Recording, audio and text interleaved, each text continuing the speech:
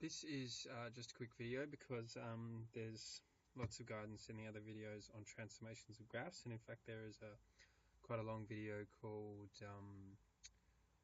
Full Solutions of Harder Graphing Transformations Exercise or something like that, where you can see me basically doing 7 hard transformations in a row.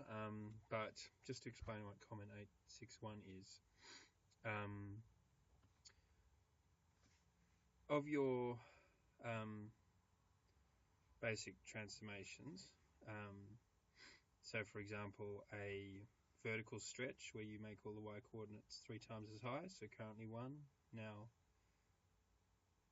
3, or currently 2, now 6, or a vertical stretch where you make things a vertical contraction, where you make things half as high, or a horizontal contraction where you make things half as far out to the y-axis.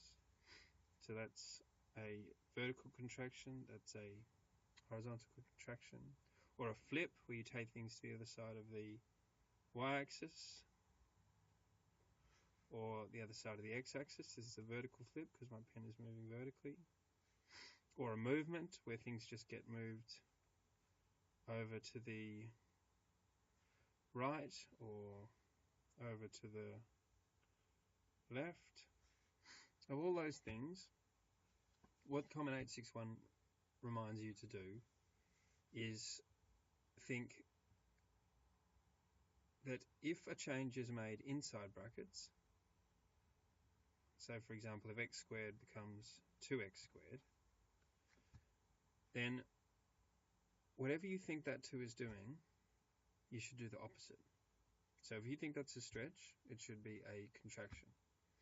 Or if you think that that would be a movement to the left, it's not, it's a movement to the right. So in other words, inside the brackets means it's the opposite of what you think it's going to be. And not only that, it also means it's a vertical change. So it's a movement to the left rather than down, or it's a horizontal contraction rather than a vertical contraction. So you halve the x coordinates. So that's what this comment 861 means. It reminds you that changes made inside the brackets are illogical and horizontal, and changes made outside the brackets, so for example if you have fx, which remember is just a way of avoiding telling you what the algebra is. If you have fx already graphed, let's say it's this, with the fat dots, and I suddenly put a 2 there, well that's outside the brackets, so that is one is going to be logical and vertical. When I see it timesing by 2, I think stretch. It's a logical, so it is a stretch, and it's a vertical stretch. So I take that y coordinate, I ask how high it is, it's currently 0, 2 times 0 is still 0. Current y coordinate 2, 2 times 2 is 4, so the new coordinate is 4. Currently y coordinate 0, new y coordinate 0 is still, new y coordinate is still 0 because 2 times 0 is still 0.